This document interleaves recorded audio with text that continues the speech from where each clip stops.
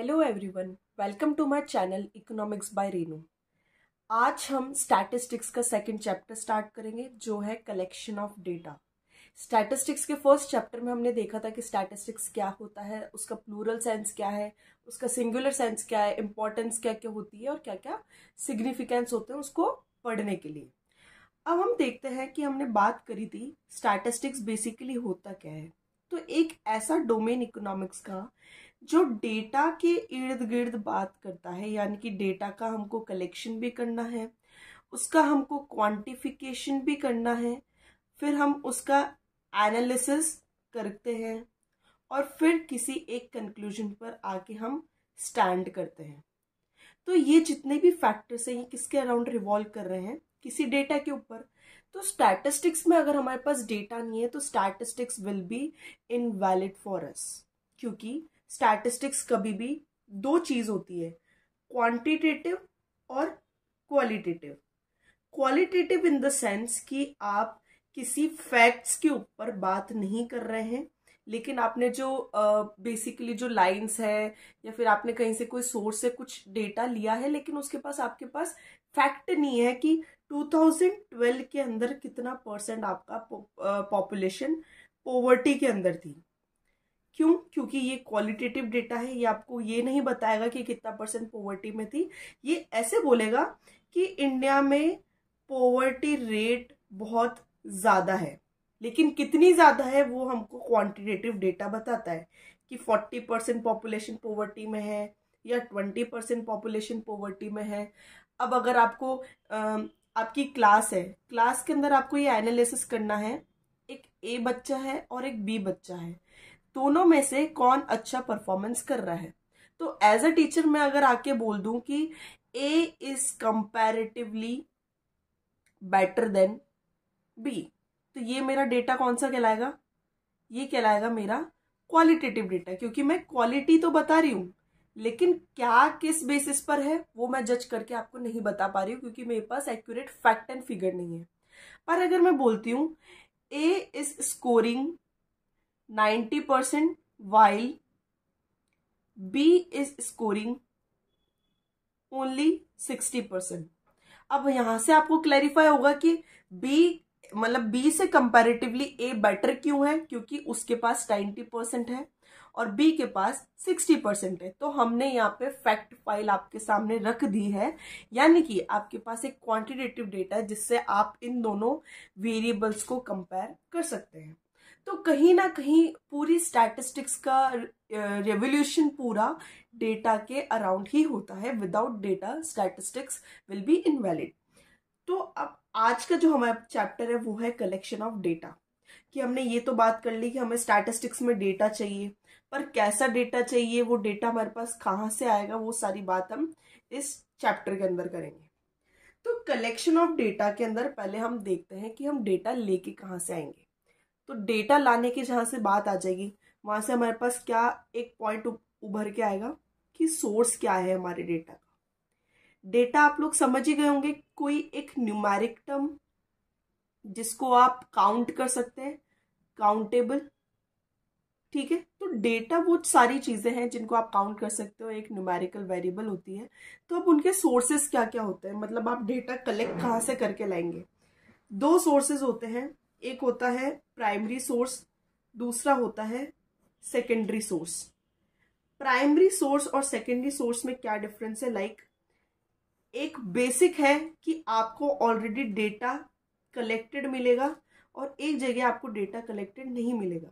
यानी कि इस पॉइंट को एक एग्जांपल से समझा जाए तो प्राइमरी सोर्स को हम ये देखेंगे कि आपको एक टास्क दिया गया है, उस टास्क के अंदर आपको आपकी लोकेलिटी का ये पता लगा के आना है कि उधर एजुकेशन कितने लोगों ने ले रखी है, यानी कि कितने फीमेल्स हैं और कितने मेल्स हैं जो एजुकेटेड हैं, और उन एजुकेटेड मेल्स और फीमेल्स में कितने वर्किंग हैं और कितने नॉन वर्किंग हैं। ठीक है, अब आपको ये टास्क दिया गया है तो ऑब्वियस सी बात है ये कहीं पे तो पब्लिश होगा नहीं, और अगर पब्लिश भी होगा तो आपको ये टास्क दिया गया है कि आपको खुद से डेटा कलेक्ट करके लेके आना है। तो आपकी लोकेलिटी के अंदर मान लीजिए 50 मेंबर्स है या 50 से 100 मेंबर्स हैं। अब आप उनको डोर टू डोर इन्वेस्टिगेट करेंगे, उनसे सारा डेटा कलेक्ट करने की कोशिश करेंगे, यानी कि जो डेटा है वो आपके पास पहले से अवेलेबल नहीं था। आप डोर टू डोर गए, आपने सेल्फ इन्वेस्टिगेशन करी, तो आपके पास क्या आएगा? प्राइमरी सोर्स ऑफ डेटा, यानी कि आप ऐसा डेटा कलेक्ट कर रहे हो जिसका जो मेन सोर्स ऑफ ओरिजिन है वहां पे विजिट करके आप उस डेटा को कलेक्ट करेंगे, यानी कि it offers you first hand quantitative, क्योंकि हम डेटा की बात कर रहे हैं तो ये क्या हो जाएगी? क्वांटिटेटिव इंफॉर्मेशन अबाउट योर जो भी रेलिवेंट स्टडी है उसके बेसिस के ऊपर। तो हमने प्राइमरी सोर्स में ये देखा कि कहीं पे भी ये ऑलरेडी पब्लिश डेटा नहीं है, यानी कि न्यूज़पेपर्स हो गया, मैगजीन्स हो गया, कोई भी पब्लिकेशंस होती है जिससे अपन डेटा कलेक्ट करते हैं, पर ऐसा आपके पास कोई भी सोर्स नहीं है।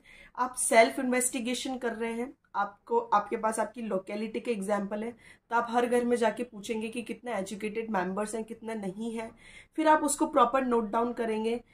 आपने ए रख दिया, बी रख दिया, ए बोले तो फीमेल्स है, अब नंबर ऑफ हाउसेस 1 2 3 4 5, ऐसे करते करते आप एक डेटा सेट को कलेक्ट करके लाएंगे। तो आप जब data direct source of origin से लेते हैं, यानी कि यहाँ पे सोर्स ऑफ ओरिजिन क्या है? आपकी लोकेलिटी, वहां से आप लेते हैं जो आपको फर्स्ट हैंड क्वांटिटेटिव इंफॉर्मेशन देता है।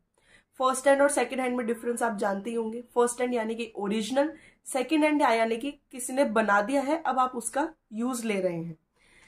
तो आपके पास सोर्स ऑफ ओरिजिन पे आप जाएंगे और फर्स्ट हैंड क्वांटिटेटिव इंफॉर्मेशन को लेके आएंगे, तो वो प्राइमरी सोर्स ऑफ डेटा में कहलाएगा। इसका बेस्ट एग्जाम्पल है जो भी 10 साल के अंदर, 10 ईयर्स के अंदर हमारा पॉपुलेशन का सर्वे होता है या सेंसस होता है, उसके अंदर प्राइमरी सोर्स लिया जाता है, यानी कि वापस से सारा डेटा कलेक्ट करा जाता है। हर 10 साल में जो सर्वे है वो रिवाइज होता है। डोर टू डोर आप जाके इंफॉर्मेशन कलेक्ट करके लाते हैं। उसके बाद बात करते हैं हम secondary source of data collection की। इसके अंदर भी आपको डेटा ही कलेक्ट करना है, लेकिन डिफरेंस इतना है कि यहाँ पर आप खुद कलेक्ट करके ला रहे थे, यहाँ पे आपके पास डेटा ऑलरेडी कलेक्टेड मिलेगा। अब कहाँ पर मिलेगा? तो अगर आपको मान लीजिए बात करनी है इंडिया की डेटा के बारे में, स्टैटिस्टिकल डेटा कि स्टेट वाइज आपकी पॉवर्टी रेट क्या है, तो स्टेट वाइज अगर आपको पॉवर्टी रेट निकालनी है तो आप हर स्टेट में जाके तो इन्वेस्टिगेशन कर नहीं सकते, उसके लिए आपको बहुत लार्ज टीम लगेगी, इकोनॉमी ऑफ मनी और टाइम आपका वेस्ट होएगा। तो आप क्या करेंगे? किसी भी गवर्नमेंट मिनिस्ट्री के वेबसाइट पर जाएंगे, वहां पर आपको एक डेटा शीट मिलेगी, यानी कि एक स्टैटिस्टिकल डेटा आपको प्रोवाइड कर दिया जाएगा स्टेट वाइज पॉवर्टी रेट का। तो आपने यहाँ पे खुद तो कलेक्ट करा नहीं, अब जा जाके हर स्टेट में तो डेटा कलेक्ट करके ला नहीं रहे हैं, पर आपने किसी एक दूसरे सोर्स का यूज करा। यहाँ पर आपका दूसरा सोर्स कौन था? गवर्नमेंट मिनिस्ट्री की वेबसाइट।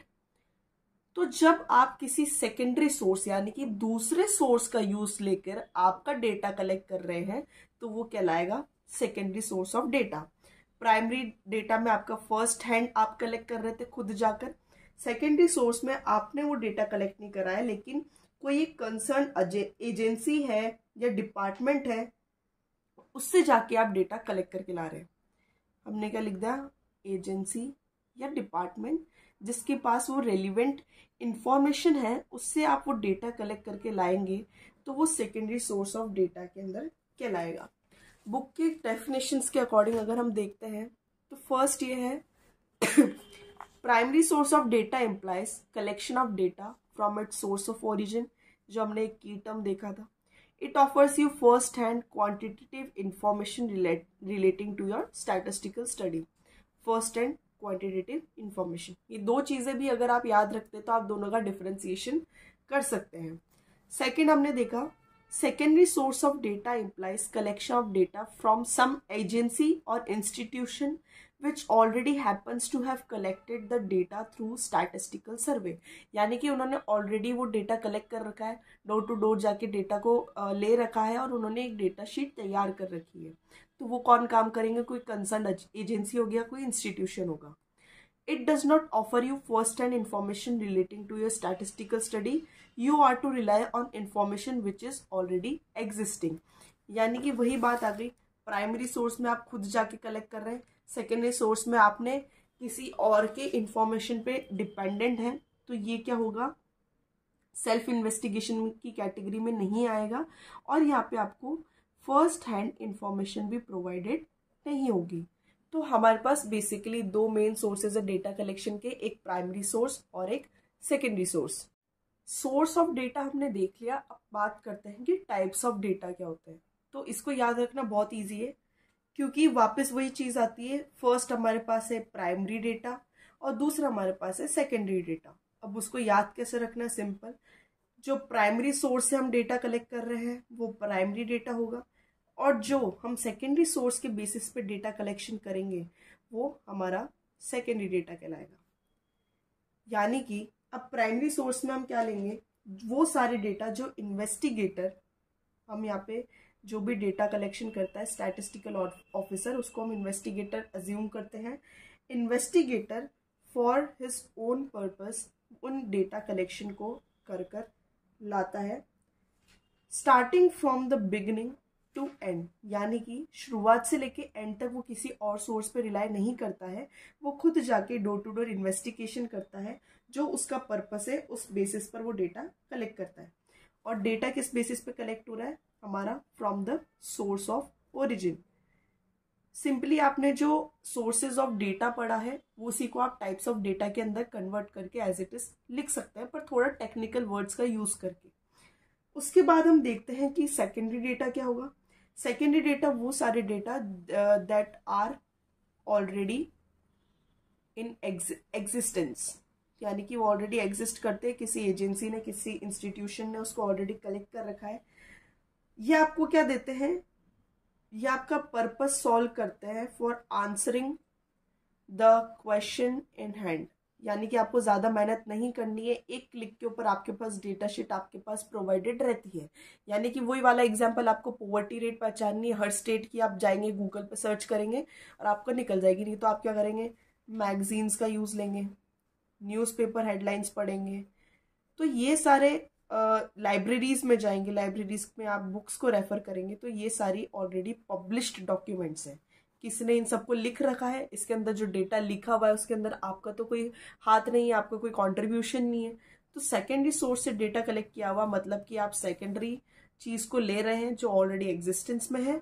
प्राइमरी सोर्स का मतलब कि आप फर्स्ट टाइम इन्वेस्टिगेशन कर रहे हैं और खुद के पर्पज से कर रहे हैं।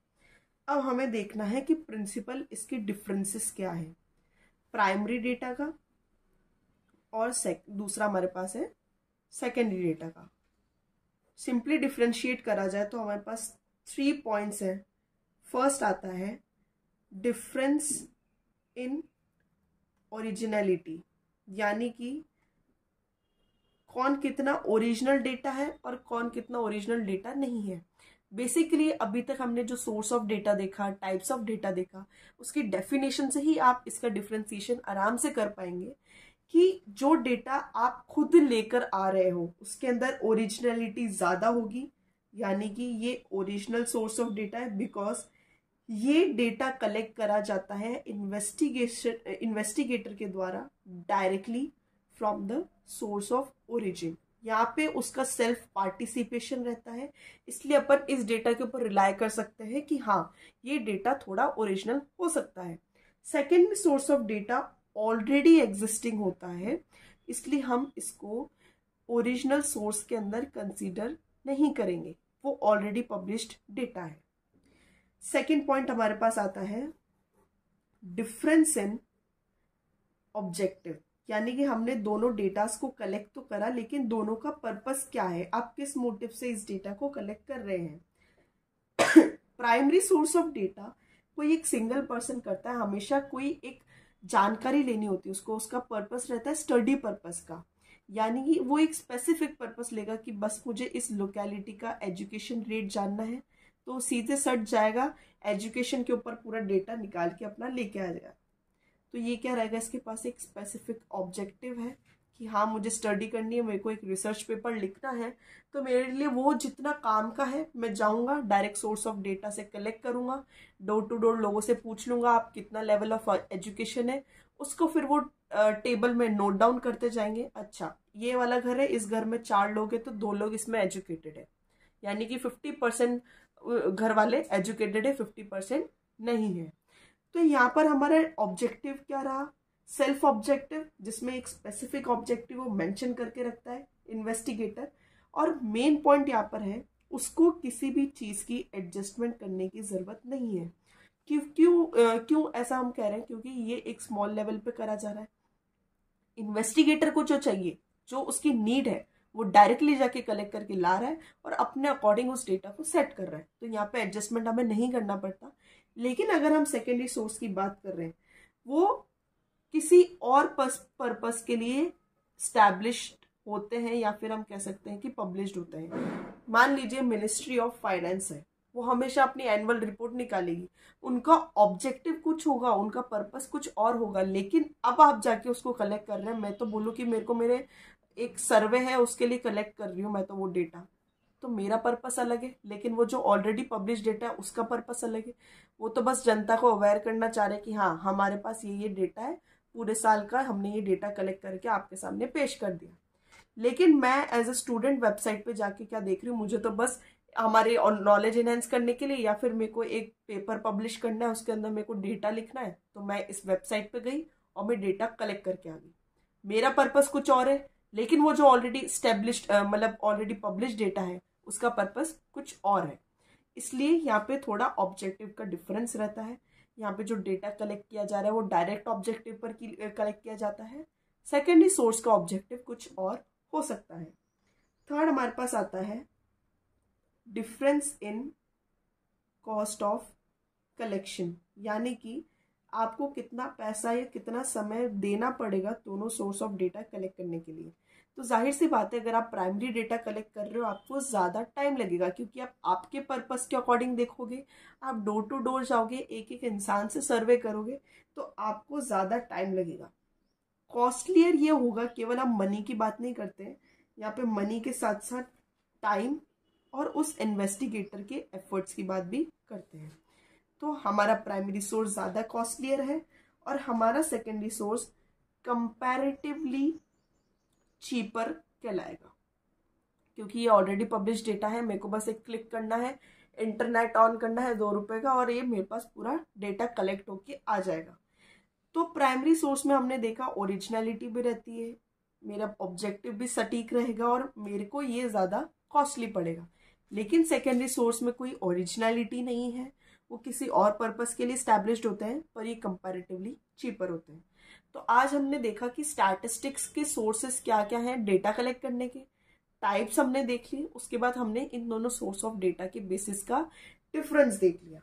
तो ये आपका बेसिक तैयार हो जाता है मेन स्टैटिस्टिक्स का। आगे के टॉपिक्स हम अगली वीडियो में कवर करेंगे। अगर आपको कोई डाउट रहता है तो आप कमेंट सेक्शन में बता सकते हैं। Thank you.